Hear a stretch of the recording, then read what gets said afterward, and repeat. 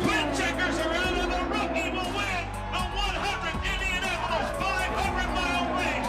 The life of Alexander Rossi has changed forever here at the Indianapolis Motor Speedway. He's going to lead 80 of the 85 laps. Might be one of the most dominating performances we'll see all season long. Checkered flag is out. Rossi wins by 20 seconds.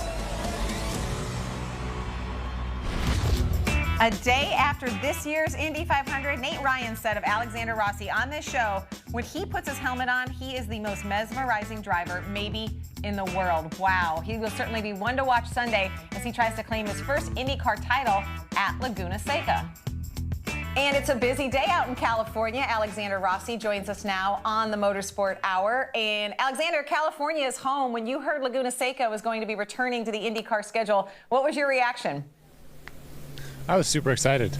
You know, this is the place where I was first introduced to racing at 3 years old. My father brought me here as a little kid. Don't really remember that part of it, but it became our father-son annual trip that we did, and I came here 7 years in a row, and it's really where I fell in love with racing and IndyCar in the first place. So you've been on the racetrack so far today. How has it gone? It's gone okay. I mean, the first sessions, obviously, you kind of do the installation check. Everyone waits around and plays chicken because no one wants to be the first car out there. So we got about 15 laps in. My teammate Ryan and I actually did a car swap because we had two very different setup philosophies on the car, and I think we have a direction now going forward for this afternoon. So you feel good about what you guys were able to do then with that strategy or that play during practice? I feel cautiously optimistic about it. I think, you know, we'll know a lot more after this afternoon. Like I said, no one really did a whole lot of laps this morning. The track was pretty green, so as the Firestone rubber continues to go down and we have more of an understanding, you know, we're going to run about 3 sets of tires this afternoon versus just one this morning, so we'll have a much better picture of it. But right now, I think we're fairly happy with what we've got. So obviously, you know, the main objective is to go win this race, to try to win the championship.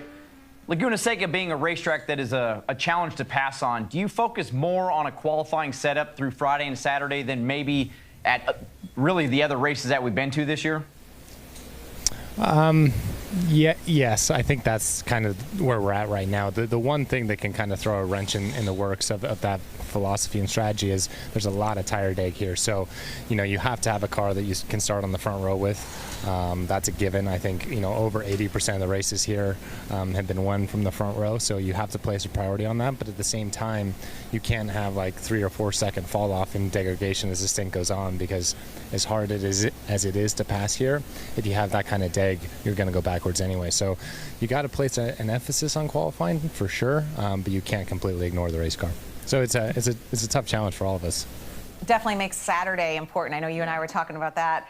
Alexander, many drivers would love to just come close to an IndyCar title, to know they've been in contention. I know yesterday Jeff Gluck tweeted a quote from you that explains your mindset, that second, which you've been before, doesn't feel great. Can you talk about, I guess, knowing you're in contention, you know you have a shot at the championship. I know it won't be easy, but just your experience with kind of where you finished in the points. You know, it's good to be in the conversation. Obviously, we'd love to be in Josef's shoes and have the cushion that he does, but ultimately, you know, for us, it's another race weekend. You know, every race prior to this point, you have the goal of qualifying on pole, winning the race, and just controlling your destiny from there. And really, that doesn't change for us. In a way, we actually have less pressure than him.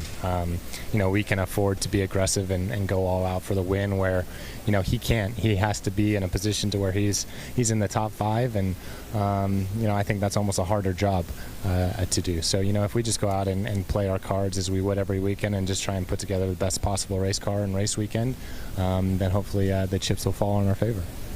With the success that you've had this year, is there something that stands out to you from just throughout the course of this season, whether it's good or bad, something that you wish you could change, or just something that stands out of such a great weekend such as Long Beach?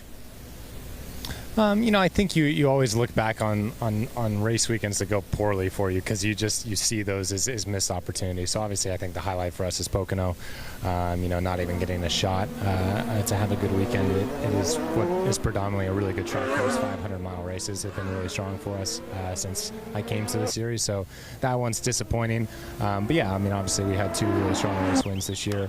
Indianapolis we have to look back on with a good memory because even though we didn't win, the fact that we were there, we were able to fight for the win with kind of a 10-lap shootout there with Simon was a really amazing thing for the series, for the race, for us as a team. So, there's definitely been some highlights. I think in general, the 27 Napa Andretti Honda car's been stronger than we were in 2018. It's just we've had a couple things that haven't gone our way, but we still have time to change that this weekend.